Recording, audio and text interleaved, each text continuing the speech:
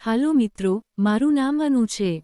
હું જયપુરથી છું. મારા પરિવારમાં મમ્મી પપ્પા અને એક નાનો ભાઈ અંકિત છે. મારી ઉંમર 20 વર્ષ છે. હું બી.એ. ના બીજા વર્ષમાં ભણું છું. મારો રંગ એકદમ ગોરો છે.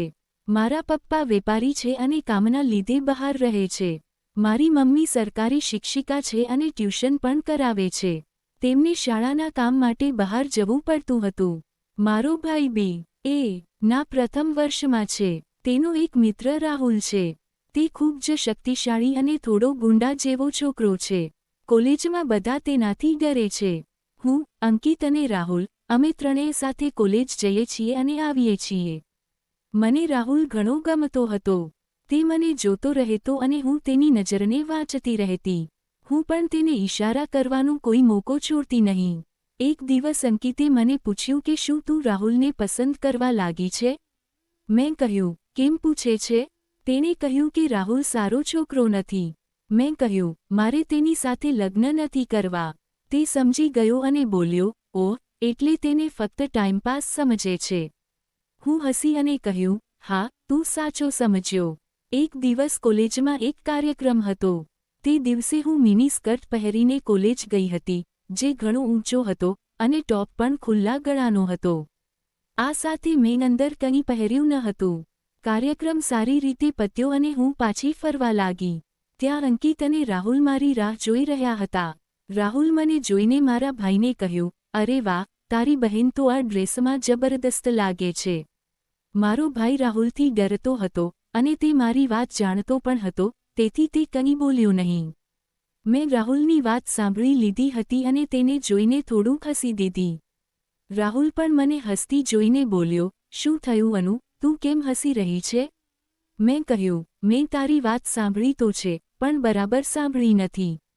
તે બોલ્યો, ચાલ રહેવા દે, સાંભળીને શું કરીશ, સીધું જોઈ જ લેજે. મેં નાટક કરતા પૂછ્યું, શું બતાવીશ? તેણે આંખ મારીને કહ્યું, પરફોર્મન્સ. વાત પતાવવા માટે મારો ભાઈ બોલ્યો, ચાલો યાર, ઘરે જઈએ. આ બધી વાતો પછી કરજો. પછી અમે ત્રણેય ઘર તરફ જવા લાગ્યા. થોડીવારમાં વરસાદ શરૂ થઈ ગયો અને અમે પલળવા લાગ્યા. મેં તો આજે અંદર કંઈ પહેર્યું ન હતું, અને વરસાદના કારણે મારા શરીરના અંગો સ્પષ્ટ દેખાવા લાગ્યા હતા. મને આજે રાહુલ સાથે મસ્તી કરવાનું મન થયું. મારી મમ્મી આજે ઘરે નહોતી, તે સ્કૂલના કામથી શહેરની બહાર ગઈ હતી. રાહુલ મારા શરીરના અંગોને જોઈ રહ્યો હતો અને હું પણ તેને બતાવી રહી હતી. આ બધું મારો ભાઈ અંકિત પણ જોઈ રહ્યો હતો. અમારું ઘર રાહુલના ઘરથી પહેલા આવે છે. થોડીવાર પછી અમારું ઘર આવ્યું.